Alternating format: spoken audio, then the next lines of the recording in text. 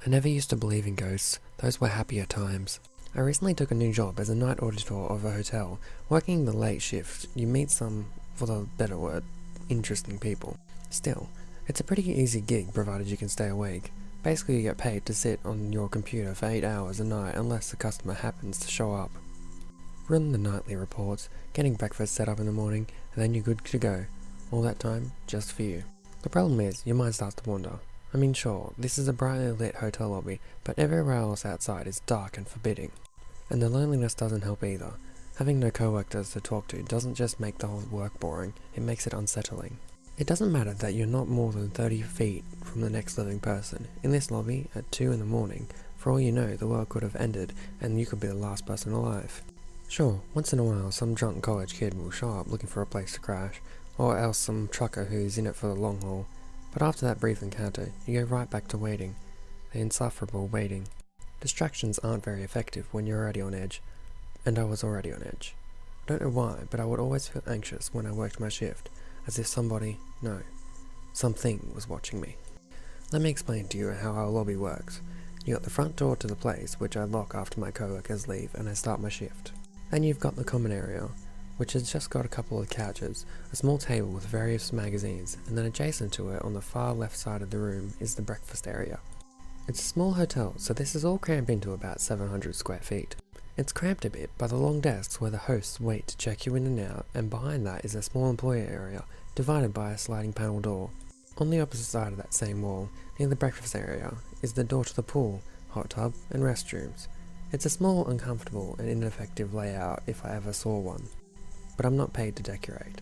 I'm just paid to make sure it doesn't fall apart overnight. Oh, and of course, right next to the desk, on the very far right side, you've got a little alcove where the nighttime guests come to check in. There is a window and a little bell they can ring to get service. The bell is the first odd thing that I noticed. It must have been about 4 AM. It was my second or third night in the job and I was still getting used to the shift, so I was constantly on the verge of dozing off. Just after a point where I'm certain I did doze off, I heard the bell ringing frantically. I jumped up and rushed to the side panel to greet the guests, but no one was there. Of course, I figured they just got ticked off and left. I kicked myself for letting myself fall asleep on the job like that, and really hoped they didn't report me to my manager.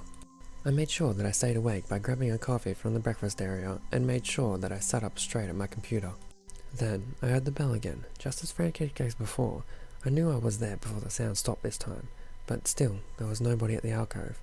I opened the window and called out hello, and even, you'll never believe this, I peeked out over the small outer ledge to make sure some kid wasn't hiding there and playing a nasty prank on me.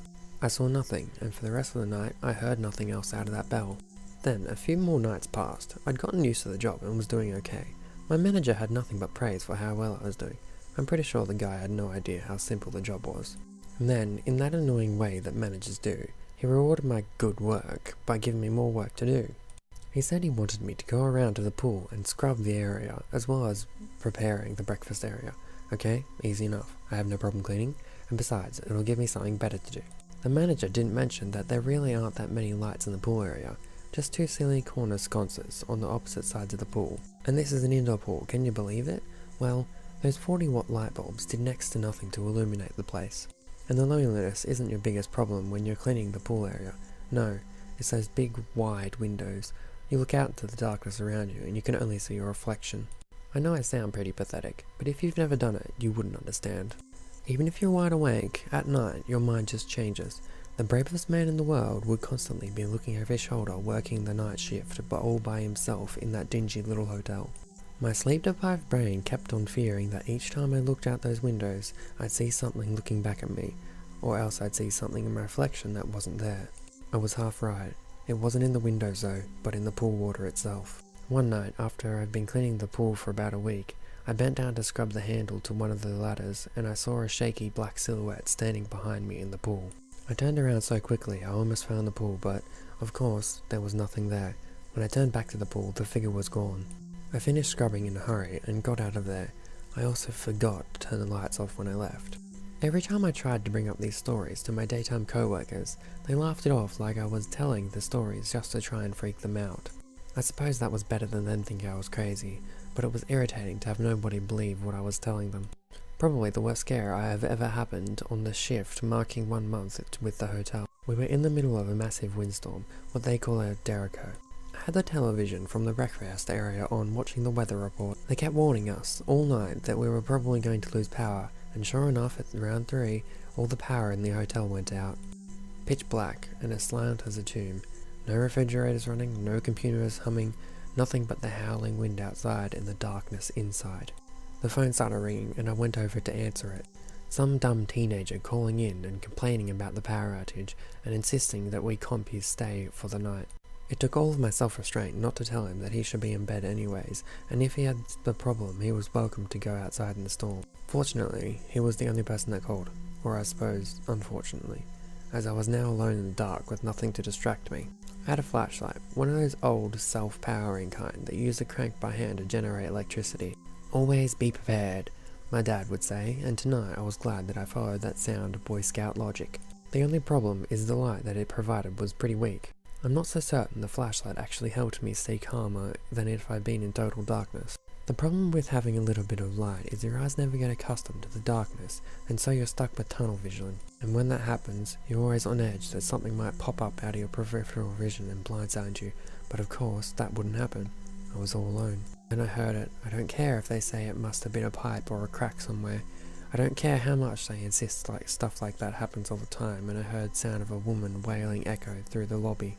Inside the lobby. No. It was not outside. It was not the wind. I keep telling people that, but nobody believes me. This ghostly wailing bounced off the walls, and I shone my flashlight all around me trying to find out where it came from.